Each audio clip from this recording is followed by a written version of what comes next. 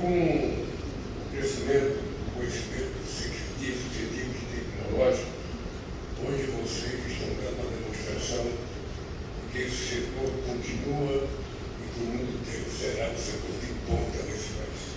Até porque falta muita coisa para a gente fazer.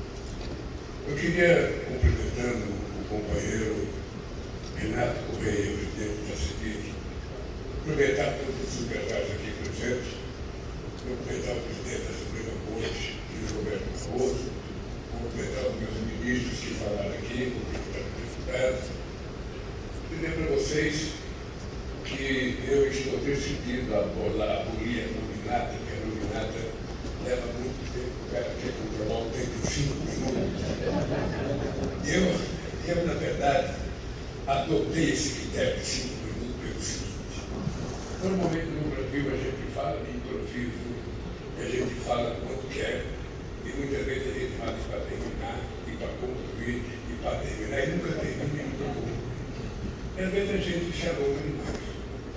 Eu, quando presidente, comecei a viajar para participar do G7, para participar do G20, para participar do BRICS, e todas as reuniões, ninguém, por mais importante que seja o presidente ou da China ou dos Estados Unidos, ninguém fala mais que 5 minutos.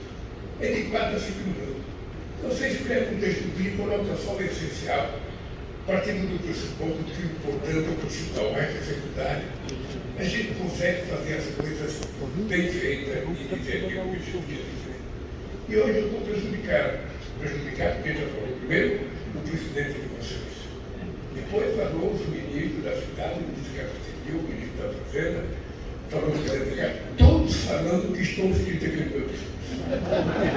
Então, eu, na verdade, o companheiro Renato, eu poderia falar um ciclo com o discurso do Renato e da Bosta, mas eu queria só lembrar vocês de uma coisa. Muito claro, eu queria marcar isso para vocês.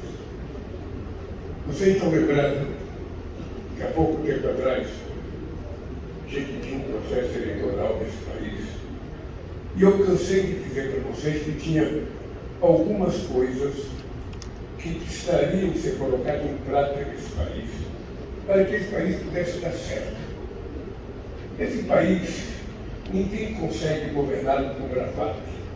Já não deu certo durante muito tempo. Esse país, ninguém consegue governá-lo com mentira, porque já não deu certo também. E é preciso que a gente encontre homens e mulheres, empresários e trabalhadores de todos os setores, para a gente definir que país que verdadeiramente a gente quer. Somente nós podemos definir. Eu dizia para vocês, nós precisamos ter um país em que a gente tenha, primeiro, estabilidade política. O país precisa voltar à civilidade civilizatória, para que a gente possa decidir que país que a gente quer construir. Depois desse país vai ter estabilidade jurídica. Ninguém pode ser pego todo dia de surpresa com alguma novidade que acontece em algum lugar desse país, no Congresso, no Poder Executivo, no Poder Judiciário. É preciso que a gente tenha essa estabilidade jurídica. Mas é preciso que a gente tenha também estabilidade econômica. Vocês não podem levantar demanda dizendo que o juros vai subir, o juros vai descer, a economia vai cair, vai crescer, o crescimento vai ser 1%, vai ser 1%, vai ser 2%. Todo dia vocês acordam com essa notícia. E a cabeça de vocês funciona a partir da notícia que vocês recebem. Se fala bem da economia, vocês se sentem encorajados. Eu vou colocar meu dinheiro para fazer investimento. Mas se fala que não vai dar certo, você fala, eu vou me retrair. Eu não vou investir agora porque tal pessoa está dizendo que não vai dar certo. E é importante que a gente tenha clareza de que nós somos de estabilidade econômica, nós somos de estabilidade fiscal, nós somos de estabilidade social e nós somos de previsibilidade. Todo mundo precisa de previsibilidade para fazer no começo do ano as contas e os projetos que vão fazer durante o ano inteiro. E aí é inexorável a necessidade da construção de uma parceria de honestidade entre o governo e a sociedade brasileira, entre o governo e o poder legislativo. Se a gente brinca de enganar, achando que a gente pode dizer o que a gente quiser, porque não vai acontecer, o que vai acontecer, Sabe, não dá certo. Esse país não pode ser, sabe, vítima de um cavalo de pau. Não pode. Eu estou vendo o comportamento do presidente Trump dos Estados Unidos. Eu não sei o que vocês pensam, mas eu acho que não vai dar certo. Não vai dar certo.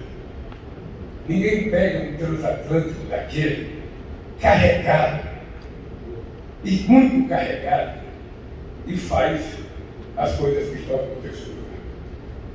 Ninguém brinca de que o mundo não existe por quase 200 países. Ninguém esquece que todos os países têm que ter soberania e querem estabelecer um processo de harmonia. Afinal de contas, a coisa mais importante hoje é o multilateralismo. Quantos anos vocês passaram ouvindo que era preciso defender o livre comércio? Quantos anos vocês ouviram passar dizendo que era preciso ter globalização, que era preciso combater o protecionismo? Desde os anos 80, quando Churchill na Inglaterra e Reagan nos Estados Unidos assumiram o governo. E de repente o mundo tem um cavalo de pau, em que o cidadão sozinho acha que ele é capaz de ditar regras para tudo que vai acontecer no mundo. Eu tenho que dizer para vocês que pode não dar certo. E por isso é importante que nós, brasileiros, mantenhamos o equilíbrio para que a gente tome decisão com base nas nossas realidades, para que a gente defina o projeto de país que a gente quer e a gente possa colocar ele em prática. E vou dizer para vocês uma outra coisa. Há 55 anos atrás, o presidente da República desse país chamava-se Carlos Alberto Pérez. O ministro da Fazenda chamava-se Antônio Delfim Neto. E a economia desse país crescia a 14%. Naquele período, a Arena elegeu quase todos os governadores do país, elegeu quase todos os deputados desse país e quase todos os senadores. Em 1974, há 51 anos atrás, houve uma virada na política e o PMDB elegeu 16 senadores, 3 eu consigo lembrar.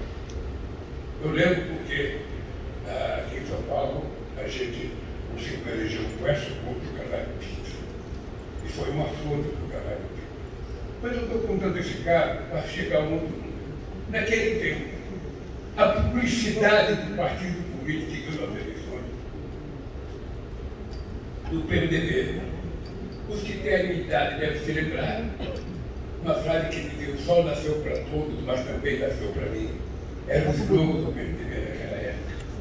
E naquela época o PMDB dizia na televisão que nós tínhamos um déficit habitacional de 7 milhões de casas. Presta atenção. Há 51 anos atrás, a propaganda da televisão de um partido político que depois virou um partido que elegeu quase tudo, era de que nós tínhamos no Brasil um déficit habitacional de 7 milhões de casas. Vocês viram levantar e conversar ali com o meu companheiro Renato. Eu fui perguntar para o Renato, quanto é o déficit habitacional hoje no Brasil? Ele falou: 7 milhões de casas. Ou seja, são 51 anos depois. 7 milhões de casas, mesmo sendo o meu governo o que mais construiu casa, porque desde que a gente começou Minha Casa Minha Vida, nós já fizemos quase 8 milhões de casas. E ainda temos um déficit de 7. Significa que nós estamos enxugando gelo. Significa, companheiro Haddad, companheiro Rui, companheiro Barroso, companheiro empresário, significa que nós precisamos fazer muito mais. Porque por mais que a gente faça, a gente sabe que a maioria das casas construídas nesse país ainda é casa construída no mutirão pelas pessoas que invadem o terreno, que compram o terreninho 5 por 25, que vai fazendo as casas todas tortas, mas vai fazendo. Quando nós fizemos o programa Moradia, nós tínhamos naquela época 3 milhões e 700 mil casas construídas pelo próprio povo. E nós estamos fazendo muita casa e ainda temos 7 milhões de peças. Por que eu estou dizendo isso? Estou dizendo isso porque companheiros e companheiras do governo, companheiros e companheiros republicanos, nós precisamos dar um salto de qualidade naquilo que nós temos. Eu, da mesma forma que eu vivia para o Haddad, quando ele era ministro da Educação, Haddad, a gente não pode, sabe, passar para a história depois de governar esse país sem dar uma revolução na educação desse país. E conseguimos fazer uma coisa que ninguém esperava que a gente fizesse.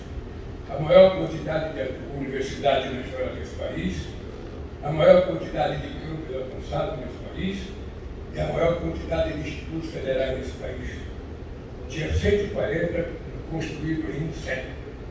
E nesse período nós vamos terminar o meu mandato com 788 institutos federais para qualificar a mão de obra desse país. Nós adotamos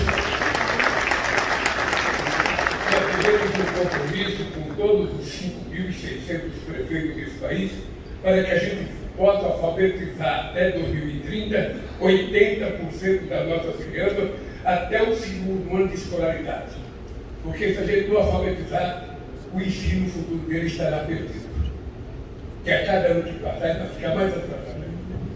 Nós estamos assumindo o compromisso de fazer escola de tempo integral, não apenas para garantir ao estudante que fique na escola com mais garantia, mas para dar flexibilidade à mãe e ao pai de poder ter uma atividade fora de casa, saber que os filhos estão sendo cuidados, que não está à mercê de uma bala perdida em qualquer viária desse país. E tudo isso custa dinheiro. E a definição que nós temos que ter é se isso é gasto ou investimento. Essa é a grande definição que a gente tem que ter como governo. Na minha opinião, tudo isso é investimento. Da mesma forma que investir na construção de casa para o povo, ninguém pode dizer que é gasto. É investimento. Porque não só você está construindo ativos produtivos para a sociedade, para o país, mas você está dando garantia. Quem é que não quer um ninho? Você já viu um passarinho não querer construir o seu ninho, sabe, toda a primavera? Então, companheiro, nós precisamos dar um jeito de dar um salto de qualidade. Se fazer a quantidade de casas que nós estamos fazendo ainda não dá conta da gente vencer esse tal de déficit habitacional, é preciso que a gente seja criativo e que a gente pense mais. É preciso criar mais dinheiro, inventar mais fundo, inventar mais alguma coisa, porque nós precisamos resolver o déficit habitacional. Ainda tem muita palacita nesse país. Eu fui esse dia no Porto de Santos, ali no Guarujá, para dar início à obra do túnel. É uma vergonha. São Paulo é o estado mais rico da federação, a quantidade de palacita entre Santos e Guarujá. Sim, o governador, o presidente, o prefeito vê, porque o povo anda a pé, mas ele anda de helicóptero. Então, certamente, ele fez esse tempo para cima. Então, esse encontro aqui, queridos, eu queria dizer para vocês que a gente tem que tomar uma decisão, Renato. É o seguinte: primeiro, eu quero te parabenizar. Eu conheço muitos presidentes sindicais, eu conheço muitos presidentes da Associação Empresarial, e posso dizer um pouco, tem poucos igual a você. Poucos.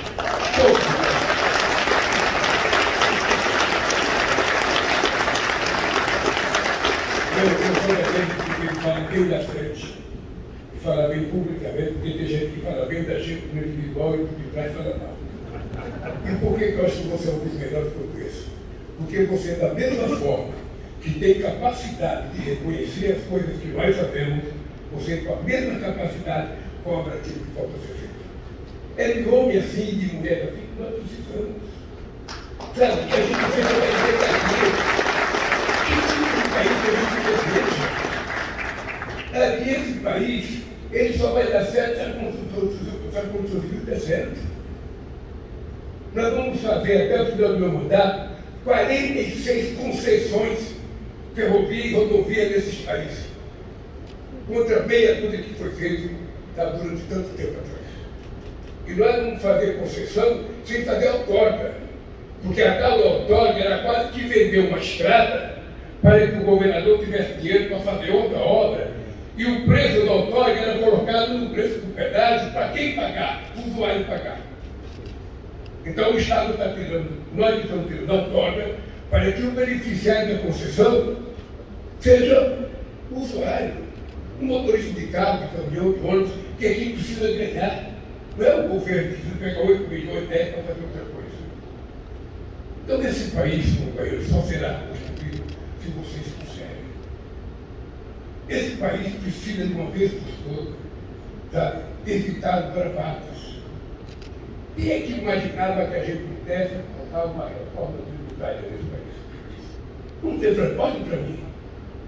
Quem é que acreditava que a gente podia fazer uma reforma tributária nesse país com um Congresso teoricamente adverso?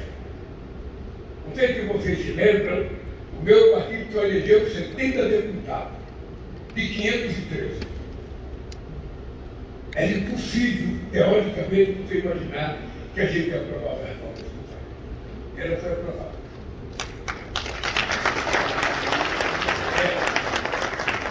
A primeira reforma tributária aprovada num regime democrático. Porque quando tem ditadura é fácil. Mas quando tem democracia, você tem que ouvir, tem que ler as críticas da imprensa, ouvir as críticas dos jornalistas, ouvir os partidos, os deputados, os senadores criticar, ouvir o sindicato reclamar, ouvir os empresários fazer pressão daqui e lá, e nós conseguimos.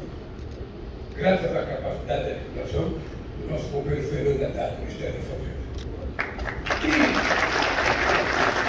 Quem é que imaginava que a gente fosse aprovar uma PEC da transição? Quando largamos as eleitoras, começamos a governar 2 meses antes, porque esse país não tinha previsão.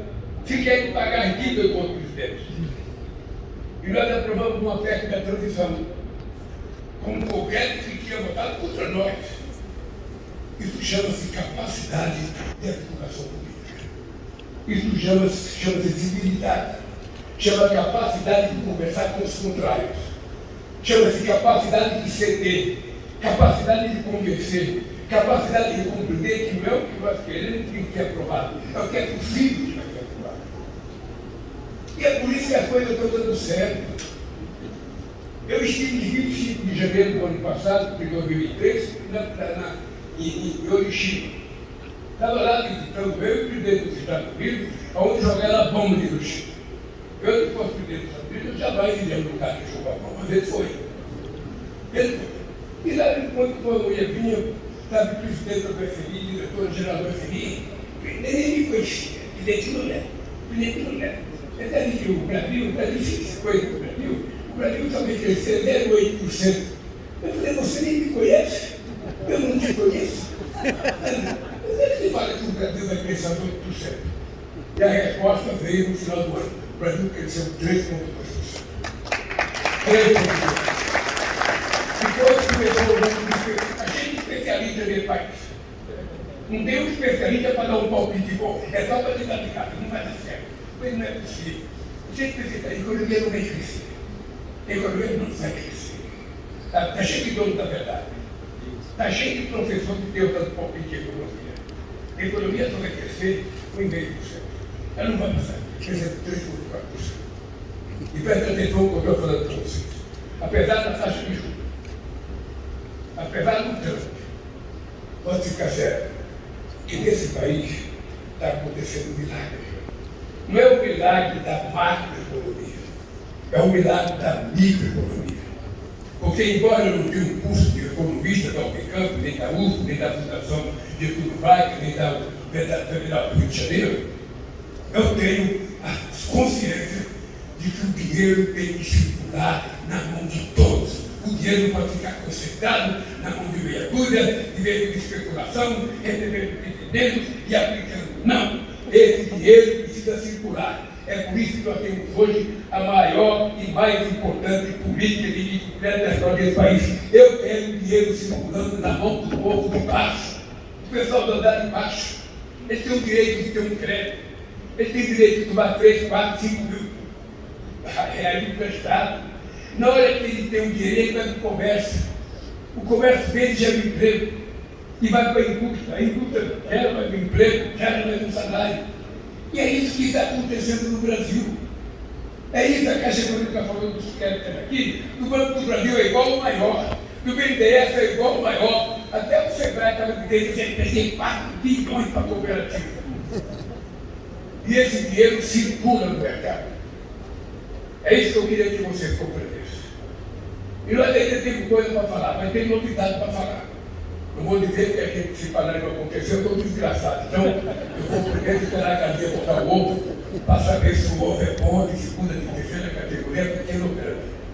Eu vejo que esse país tem que dar certo, cara. Eu não voltei a ser presidente pela terceira vez para fazer um governo pior do que eu fiz no primeiro.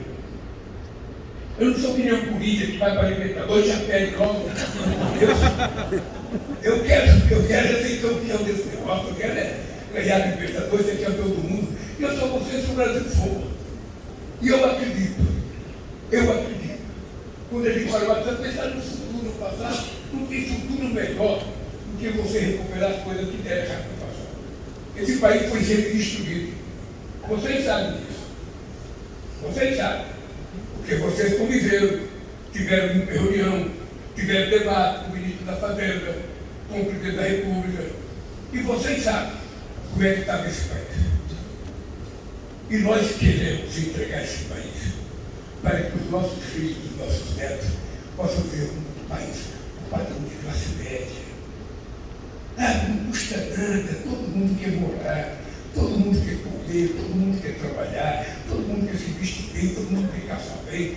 Não é assim que a gente quer construir uma sociedade em que todo mundo tem uma educação de qualidade.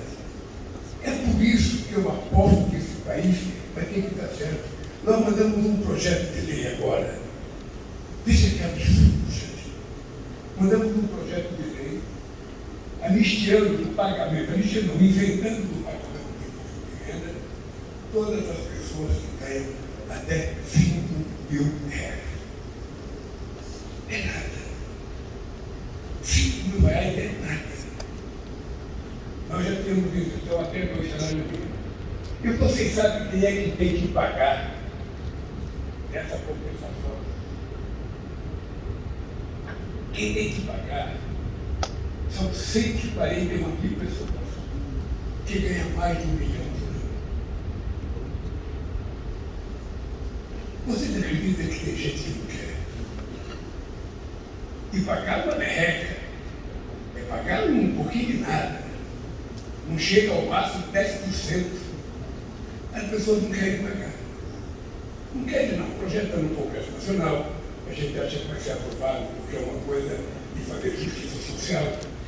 A gente sabe que no Brasil é preciso fazer justiça social e o imposto de renda é um jeito da gente beneficiar aqueles que ganham menos. E eu sempre achei que quem ganha até 5 mil deveria pagar imposto de renda. Aliás, eu sempre achei que o salário não era renda. Renda é o cara que recebe, sabe, dividendo, bilhões de bilhões, ele não paga nada. Renda é o cara que tem aí 3, 4, 5, 6, 7 milhões de herança e paga só 4% de imposto, quando nos Estados Unidos paga 50%. Eu estou dizendo tudo isso para vocês saberem o seguinte: esse país vai ter que dar certo. Esse país vai ter que dar certo e, pelo amor de Deus, você tem que ajudar a gente a acabar com essa marca de 7 milhões para 51 anos, gente. 51 anos. Vocês já fizeram casa, todo mundo aqui já deve ter feito muita casa. Mas algo está acontecendo, cara, que a gente está enxugando gelo. Depois de 51 anos, eu pedi o meu presidente do sindicato, quantas casas faltam fazer? 7 milhões. Cara, eu não vou viver mais 51 anos, eu vou viver só até 120 anos. Pelo amor de Deus, vamos permitir para o povo brasileiro pagar essa dívida.